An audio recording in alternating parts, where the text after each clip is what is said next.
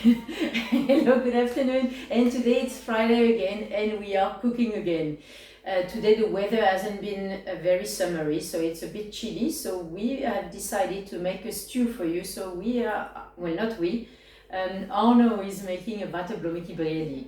Arnòt, being from Namibia, he knows all about proper South African stews, so today he's making you like a very traditional South African stew, which is waterblommetjies and lamb.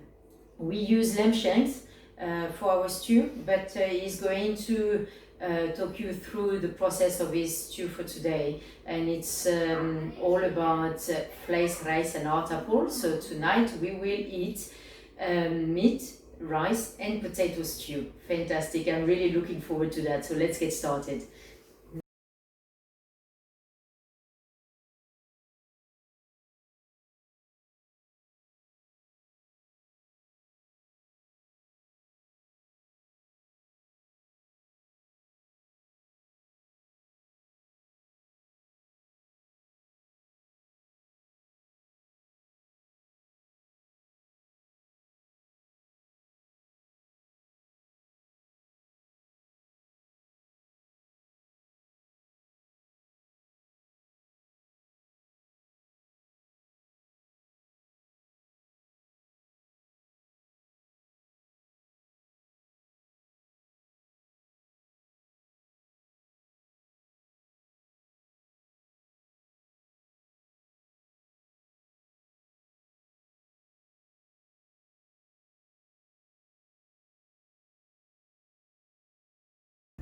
So Arnòt, tell me, what are you doing now?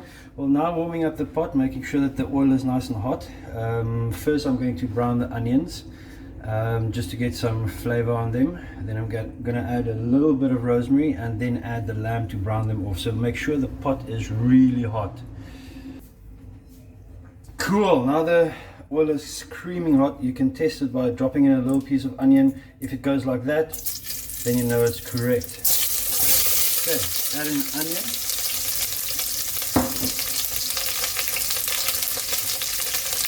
Make sure it doesn't stick too much to the pan. The idea is just to get a little bit of brown, a little bit of caramelization on the outside of the onion, and then you add a little bit of, just like a sprinkle of rosemary. Again, the sprinkle of rosemary is just to flavor the lamb when I peel it off. It shouldn't be a major flavor, but it is complementing to the lemon that we're going to add in a little bit later. Okay, so now that the onions are nicely browned off, you don't want them burnt to a crisp, you just want them nicely browned for flavor. You add the lamb. So we are using lamb shanks.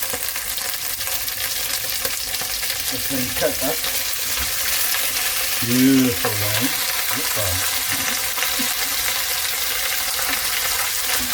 And obviously this is the key.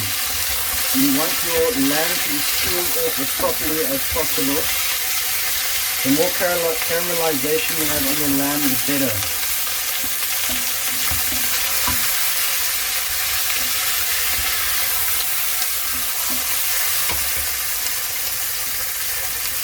And here you add a little bit of salt.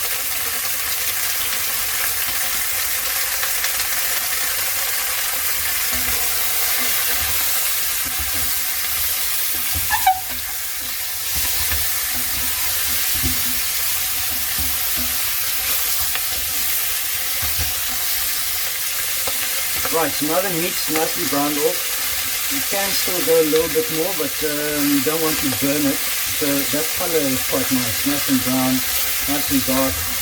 Do a little bit of a stir. Then you add in your garlic. You can add the garlic in later as well, but then it doesn't have that sort of roasted flavor. So just a little bit of heat on there. Don't want to burn the garlic. You want the flavor of it come out a little bit, and garlic burns quite easily. Right, so now that is pretty much lacquer. And now you add your stock. Sorry, this is vegetable stock. Deglaze the pot a little bit. Turn it down. You can turn almost right down because this is now going to cook the way it is for a little while. What's a little wine? I'm going to add some water first. What's a little wine? How long are you going to cook that for? For at least 2 hours. So what I have in here is 1 cup of stock, 1 cup of boiling water. So that can keep on cooking. Make sure everything is just covered. Turn it down all the way. All you want is just a nice little soft simmer. Then we're going to cover it and we're going to cook it for at least 2 hours to start the whole process of making the meat tender. Okay, so just to check on the lamb, it's still doing good. Just to add a little bit of extra water. So it's like that after how long now? This is about an hour in, just to make sure it doesn't burn, because the last thing you want is to waste this beautiful meat with a burnt flavor. So just let it cook a little bit more. So how much water did you add? I added 1 cup of water, just a pinch of rosemary, and just a pinch of lemon zest. The rest of the lemon zest is going to happen later, but this is now just to pre-flavor it. And then cover it up and let it stand for another hour. Okay, so then we come back in an hour. Okay, so it's been 2 hours now. The meat's cooking nicely. It looks nice and tender. Still quite a bit of liquid, which is awesome. So why is it awesome? Because it looks amazing. So now we put the potatoes in. I'm not going to mix it in at all. You want to try and touch the meat as little as possible to keep its integrity, but yeah, so do not stir. It's very similar to a potjie. Then just the lemon juice of 1 lemon. Cup your hand underneath it so you can catch the seeds. You don't want the seeds in there. And there, I drop one. Yeah, my hands are clean, I promise. I'm gonna try and get that one out. I'm gonna leave it. Wait.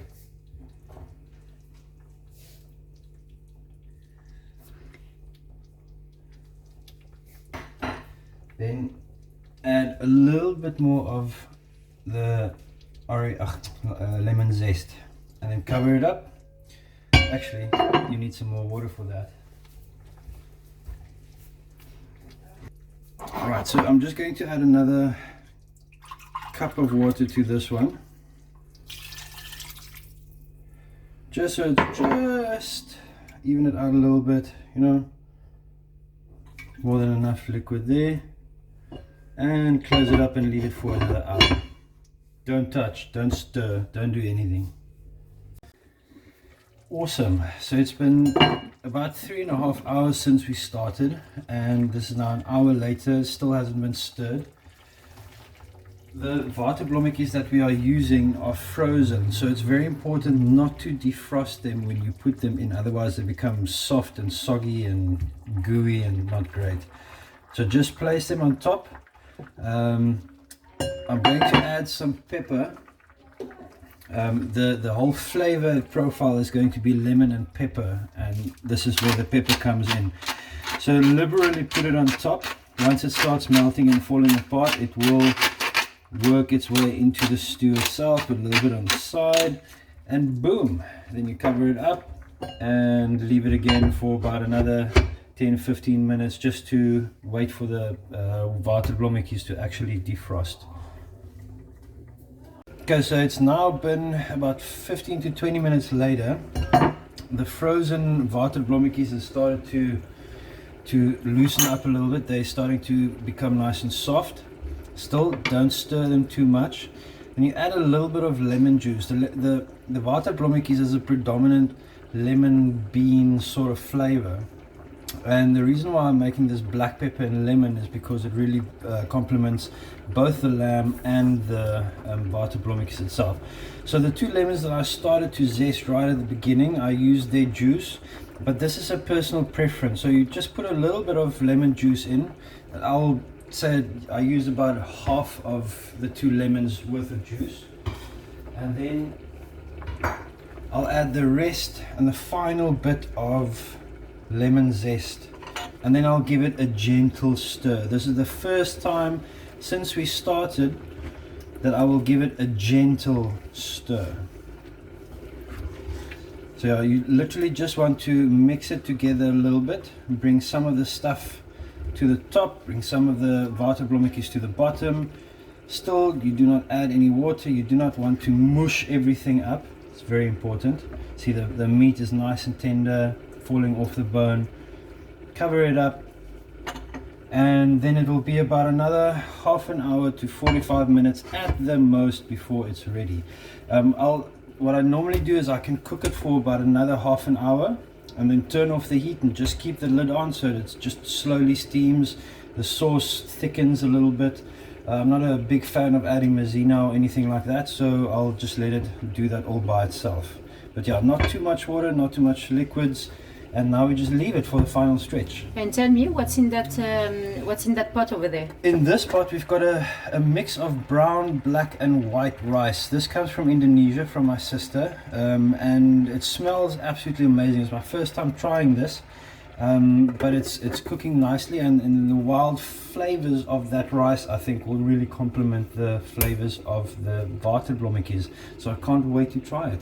Oh, fantastic! So how much longer now? Half an hour to 45 minutes maximum. Okay, fantastic. So then we'll see you a little bit later. Okay, so now it's been 15 minutes since we last checked. It looks beautiful, and it's pretty much ready. Now we are ready. I'm just going to leave the pot open, turn the oven off, leave the pot open so that some of the moisture evaporates off. So just a couple of hints. Again, do not stir from the beginning to the end. Make sure your meat is browned off properly. Add lemon juice to flavor. Some people like more, some people like less. And if you can, try and use fresh waterblommetjies. They work so much better. It still has quite a nice bit of crunch to it. Do not add it too early, otherwise it becomes mushy. And if you do add frozen ones, do not defrost them before. Awesome. I hope you guys enjoy it. Try it out, give it a spin and enjoy.